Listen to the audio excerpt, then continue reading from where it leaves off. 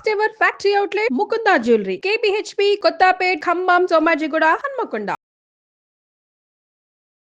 నమస్కారం, welcome to Suman TV. నేను గీతాంజలి. ఫిబ్రవరి 16వ తారీఖున సంకష్టహర చతుర్థి అండి.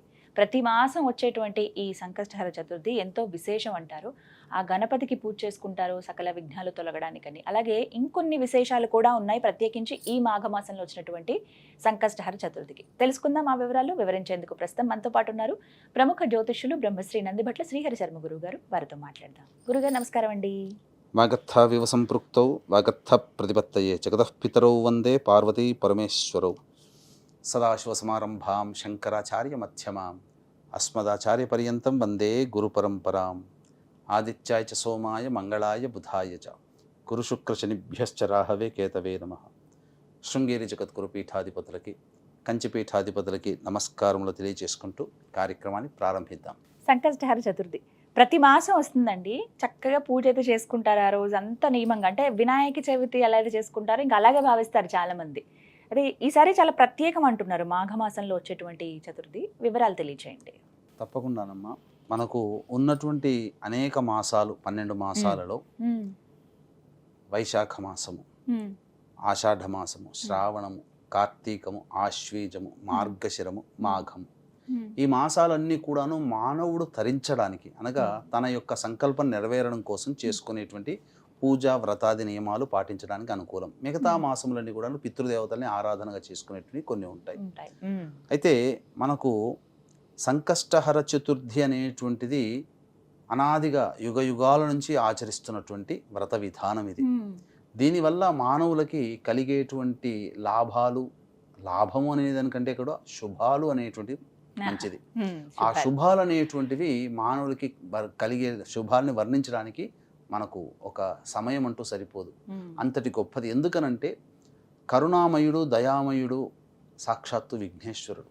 ఎవరు పిలిచినా పలుకుతాడు. ఎందుకంటే దీనికి సంబంధించిన ఒక గాథ కూడా ఉంది. పూర్వము గణపతి చిన్నతనంలో ఎవరికైనా కానీ జంతువుల్ని చూసినా లేకపోతే ఆట బొమ్మల్ని చూసినా, ఇప్పటి కాలం పిల్లలు చిన్న చిన్న కుక్క పిల్లలతో సరదా పడుతుంటారు. మేక పిల్లలు, కోడి పిల్లలతో. అలాగే పిల్లి, ఆ ఉద్యానవనంలో పిల్లి తిరుగుతుంటుంటే ఆ పిల్లి చూసి ముచ్చటపడి పట్టుకోవాలనే ఉద్దేశంతో గణపతి వెంటబడుతుంటుంటే చిక్కకుండా ఉండేసరికి కోపం వచ్చేసేసి ఎట్లా అయితే పట్టుకొని దాన్ని గీరుతాడు. గీరేసరికి చారలు వస్తాయి. వచ్చిన తర్వాత అది ఇంటికి వెళ్ళిపోతాడు. అమ్మ ఆకలిస్తుంది, నాకు పెట్టమ్మా అని అంటే పార్వతీ అమ్మవారు ఆ గణేశుని చూడకుండా ఇటువైపు ఉంది తీసుకోపో అని అంటాడు. అమ్మ నాకు చూసి చెప్పొచ్చు కదా అని అంటే ఎటువైపు వచ్చినా ఆయనకి మొహం చూపించకుండేసరికి పట్టుబట్టి అమ్మని చూడాలని చెప్పి గణపతి ముందుకు వస్తాడు. కనబడగానే అమ్మవారి చెంప మీద గీరలు కనబడతాయి.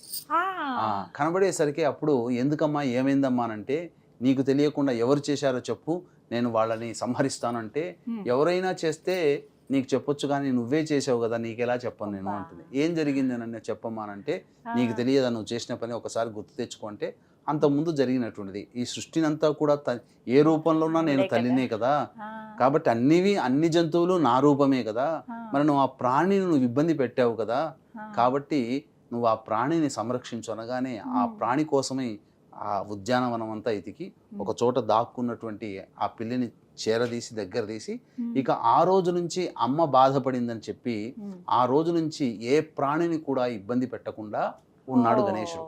కాబట్టి అందరినీ కూడాను సమదృష్టితో దయా దృష్టితో చూసేటువంటి ఆ గణపతిని ఎవరైతే ఈ సంకష్టహర చతుర్థి రోజున వ్రత నియమాన్ని అనగా మనకు ఈ వినాయక చవితి, వరద చతుర్థి, సంకష్ట చతుర్థి అని చెప్పి మనకు 2 నియమాలు అనేటువంటివి ఉన్నాయి.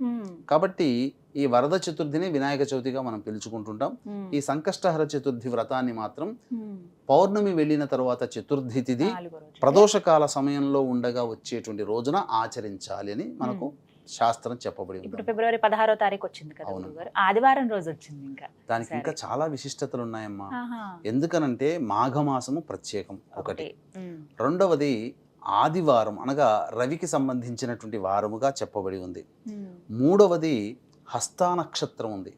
అనగా మనకు చతుర్థి తిథిని నిర్ణయించేటువంటిది చంద్రుడి గమనమే కదా. అట్టి చంద్రుడికి నక్షత్రం అయినటువంటి హస్తా నక్షత్రం ఉండగా ఇది జరిగింది.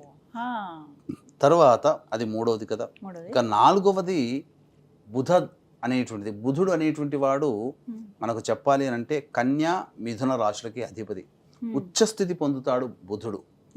కాబట్టి అటువంటి ఉచ్చస్థితి పొందినటువంటిది రాశి కన్యా రాశిలో చంద్రుడు ఉండంగా చవితి ఏర్పడుతుంది. ఇది కన్యా రాశి కదమ్మా. అంటే కోమలత్వము, దయ, కరుణ, అలాగే సహనాన్ని సూచించేటువంటి రాశి. ఆ రాశిలో చంద్రుడు ఉండగా చతుర్థి తిథి వస్తుంది. అన్నిటికంటే ఇంకొక ప్రధానమైనది ఐదవది గొప్ప లక్షణము, ఆ సమయము ప్రదోషకాల సమయంలో చేసుకోమని చెప్పబడి ఉంది కదా వ్రతము. ఆ ప్రదోషకాల సమయము స్థిర లగ్నంలో ఏర్పడింది, అనగా సింహలగ్నము. సింహలగ్నంలో చేసినటువంటిది ఏంటంటే లక్ష్మీప్రదము. కాబట్టి సింహలగ్నాధిపతి అయినటువంటి రవి కూడా, అలాగే హస్త నక్షత్రము ఏ రాశిలో ఉందో ఆ అధిపతి అయినటువంటి బుధుడు కూడా సప్తమ కేంద్రంలో స్థితి పొంది ఉండి లగ్నాన్ని చూస్తున్నాడు. ఇది చాలా విశేషం. పైగా మనం చూసుకుంటే రాశి నుంచి నవమ స్థానంలో గురుడున్నాడు, సప్తమ స్థానంలో శుక్రుడున్నాడు. ఇవన్నీ కూడా లక్ష్మీ ప్రదాన్ని సూచించేటువంటిది, చాలా విశేషం. కాబట్టి ఈ రోజున నుంచి ఎవరైతే సంకష్టహర చతుర్థి వ్రత నియమాన్ని ఆచరిస్తారో, నియమంగా పెట్టుకొని 1 నెల కానీ, 3 నెలలు కానీ, 5 కానీ, 7 కానీ, 11 కానీ, 18 కానీ, 21 వారాల పాటు కూడా, 21 నెలలు పాటు కూడా చేసుకునేటువంటిదిగా ఉందమ్మా.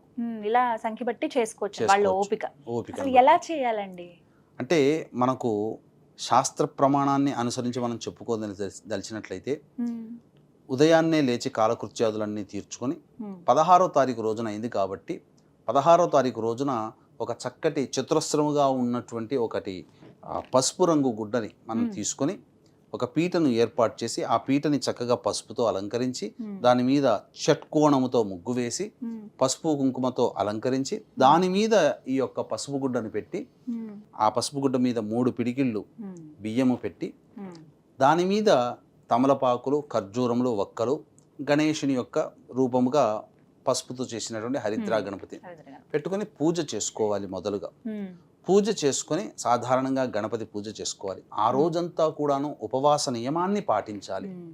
ఉపవాస నియమాన్ని పాటించి ప్రదోషకాల సమయానికి చేరుకునే సమయానికి కాలకృత్యాదులన్నీ తీర్చుకొని మళ్ళీ గణపతి పూజ అనేటువంటిది స్టార్ట్ చేయాలి. అయితే ఈ గణపతి పూజ అనేటువంటిది మనము దేవాలయంలో ముందుగా వెళ్ళి గణపతికి అర్చన, గరికతో అర్చన అవన్నీ జరిపించుకుని వచ్చి ఇంటికి వచ్చి నియమాన్ని పాటించాలి. చంద్రుణ్ణి చూసి అప్పుడు నియమాన్ని పాటించాలి. ఆ చంద్రుని ఖచ్చితంగా ఆ రోజున చూడాలమ్మా.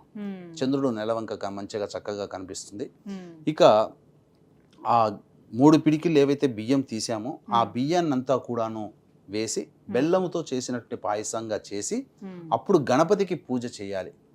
గణపతికి మనం వినాయక చవితి రోజున ఏ విధంగానైతే మనం పూజా విధానంగా చేస్తామో ఆ విధంగా చేసి ఉండ్రాళ్ళు, అలాగే సంబంధించినటువంటి ఈ బెల్లం పాయసం శక్తి కొలది చేసుకొని నైవేద్యంగా పెట్టి చంద్ర దర్శనం చేసుకొని అప్పుడు భోజనం చేసినట్లయితే తప్పకుండా ఆ గణపతి యొక్క అనుగ్రహాన్ని పొందిన వాళ్ళం అవుతాం. ఇది వ్రత విధానం చక్కగా చేసుకోవాలి. ప్రతి నెల సంకష్టహర చతుర్థి రోజున సద్యస్కాలంలో అంటే ఈ యొక్క సంబంధించినటువంటి సంకష్టహర చతుర్థి వ్రతాన్ని ఆచరించినటువంటి వాళ్ళకి అనేక ప్రయోజనాలు కలుగుతాయి. ముఖ్యంగా ఏ పని చేయాలన్నా బుద్ధి కుశలత ఏర్పడుతుంది. సహనం అనేటువంటిది ప్రధానంగా వస్తుంది. మనిషికి ఇప్పుడు సహనం లేకుండానే కదమ్మా, ఇప్పుడు హోటల్కి వెళ్తాము, తీసుకొచ్చేంత ఓపిక కూడా ఉండదు, ఆ లోపలనే గొడవ పెట్టేసేస్తాం ఏదైనా పదార్థాన్ని ఆర్డర్ చేసి. అన్నిటికంటే మించి సహనం, గణపతి నుంచి నేర్చుకోదగినటువంటిది సహనం. ఆ సహనం అనేటువంటిది ఏర్పడుతుంది. అలాగే నరదృష్టి, నరఘోష, బ్లాక్ మ్యాజిక్లు ఎవరైతే ఉంటాయో అవన్నీ చేసిన దోషాలన్నీ కూడా తొలగిపోతాయి సంకష్టహర చతుర్థి రోజున. ముఖ్యంగా గణపతి కూడా చాలా విశేషమైనటువంటి ఫలితాలను ఇచ్చేటువంటి వాడు. మనకున్నటువంటి హిందూ సనాతన ధర్మ సాంప్రదాయంలో మనకు ఆదిశంకరాచార్యుల వారు అనేక మంది మత ఆచారాన్ని పాటించే వాళ్ళందరినీ కూడా జయించాడు అన్నాడు కదా. అందులో ఈ గాణాపత్యము అనేటువంటి వాళ్ళని కూడా జయించాడు. గాణాపత్యం అంటే గణపతిని ఉపాసన చేసుకొని ఉండే వాళ్ళందరినీ కూడాను ఓడించి అందరినీ సంతోషపెట్టి అందరి మత ఆచార ప్రకారము ఒక పూజా విధానాన్ని కూడా ఏర్పాటు చేయడం, పంచాయతన పూజ అనేటువంటిది ఆ విధంగా మనకు చెప్పబడింది కనుక పురాణ యుగ యుగాల నుంచి కూడా ఈ గణపతి ఆరాధన అనేటువంటిది చాలా ప్రశస్తమై ఉన్నదని చెప్పవచ్చు. గురుగారు ఇంకా ఏమైనా నియమాలు ఉంటాయండి ఆ రోజున ప్రత్యేకంగా? ముఖ్యంగా ఆ రోజున బ్రహ్మచర్య వ్రతాన్ని ఆచరించాలి. ఆ రోజున ఆచరించినటువంటి వాళ్ళు గణపతి యొక్క అనుగ్రహం కోసమే గణపతిని చక్కగా తలుచుకుంటూ నిద్ర ఉపక్రమించాలి. అలాగే ధూమపానము, మద్యపానము, మాంసాహారం ఇవన్నీ కూడా నిషేధము. నేలపైనే నిద్రపోవాలి. ముఖ్యంగా గణపతికి ఉపయోగించే గరికది ఏదైతే ఉంటుందో ఆ ప్రతి ఇది కూడాను గరికని చక్కగా నీటితో కడగాలమ్మా. చాలా మంది ఇప్పుడు బయట అమ్ముతుంటుంటారు, అవి ఎక్కడెక్కడో ఎంతో మంది తొక్కినటువంటి ప్రదేశాలు ఇవన్నీ ఉంటుంటాయి. సాధారణంగా వాళ్ళు మనకు ప్రత్యేకంగా మంచిది చేసేవారు కదా. కాబట్టి మనం ఇంటికి వచ్చిన తర్వాత ప్రతిదీ కూడాను పూజకు ఉపయోగించే వస్తువు శుభ్రపరచుకోవాలమ్మా. 3 చతుర్థులు చేద్దామని అనుకున్నప్పుడు మధ్యలో ఏమైనా ఆటంకం వస్తే మహిళలకి తర్వాత మళ్ళీ అంటే అది తప్పించి లెక్కించొచ్చా అండి? మళ్ళీ మొదటి నుంచి వస్తుందా? మహిళలు గనక ఇంట్లో ఉన్నప్పుడు ఈ విధంగా జరిగితే అది 2వ వారానికి అంతరం వచ్చినా, 3వ నెలకి వచ్చినా ఏదైనా ఇబ్బంది కలిగినప్పుడు దాన్ని పక్కకు పెట్టేసి మళ్ళీ వచ్చే చతుర్థి రోజున ఈ యొక్క నియమాన్ని పాటిస్తే ఇబ్బంది లేదమ్మా. అవసరం లేదు, కౌంట్లోకి వస్తుంది. లేదా ఆ పౌర్ణమి రోజునైనా కానీ, ఆ తర్వాత చతుర్థి రోజున ఇబ్బంది వస్తుంది కదా, పౌర్ణమి రోజునైనా కానీ ఈ వ్రతాన్ని ఆచరించినా అదే ఫలితం వస్తుంది. అలా కూడా చేసుకోవచ్చు. నేను కొన్ని విన్నాను గురుగారు, కొన్ని దేవాలయాల్లో ఇలా చేస్తారు. అలా ఆలయంకి వెళ్ళి చేసుకోవచ్చా లేదా ఇంటి దగ్గరే చేయాలా? సామూహికంగా కూడా చేసేటువంటి వ్రత విధానాలు ఉన్నాయి. ఆ రోజున విశేషంగా హోమాది కార్యక్రమాలు చేస్తారు. గణపతి హోమం చాలా చేసుకుంటే చాలా విశేషము. గణపతికి ఆ రోజున ప్రదోషకాల సమయంలో హోమం గనక చేసుకుంటే గణేష చతుర్థి రోజున ఎంతటి పుణ్య ఫలితం పొందుతామో వినాయక చవితి రోజున అంతటి పుణ్య ఫలితము ఆ రోజున పొందుతామమ్మా. ఈ విధంగా అందరూ ప్రతి నెల చాలా విశేషంగా చేసుకుంటారండి. అందులో ఈసారి మాఘమాసం ఇంకా విశేషం ఉన్నారు. ఆదివారం రోజు వచ్చింది, ఇంకా ప్రత్యేకంగా చేసుకోవచ్చు. అందరూ కూడా సెలవు ఉంటుంది ఆ రోజు, చక్కగా చేసుకోవచ్చు. అలాగే వీక్షించేటువంటి ప్రేక్షకులకి ఈ యొక్క మహాశివరాత్రి సందర్భంగా ఫిబ్రవరి 26వ తారీఖు రోజున జాతకరీత్యా ఉన్నటువంటి అన్ని రకాల సమస్యల నివారణకి, ముఖ్యంగా శివానుగ్రహం కోసం కాశీలో 21 రకాల హోమాది కార్యక్రమాలు చేయించడం జరుగుతుంది. అలాగే రుద్రపారాయణాలు కూడా చేయడం జరుగుతుంది. అవకాశం ఉన్న వాళ్ళు కార్యక్రమ తదనంతరం కాంటాక్ట్ చేసి మీ గోత్రనామాదులు నమోదు చేసుకోవచ్చు. చక్కగా వివరించారు గురుగారు, ధన్యవాదాలండి. సర్వం శ్రీ ఉమామహేశ్వర పరబ్రహ్మార్పణమస్తు.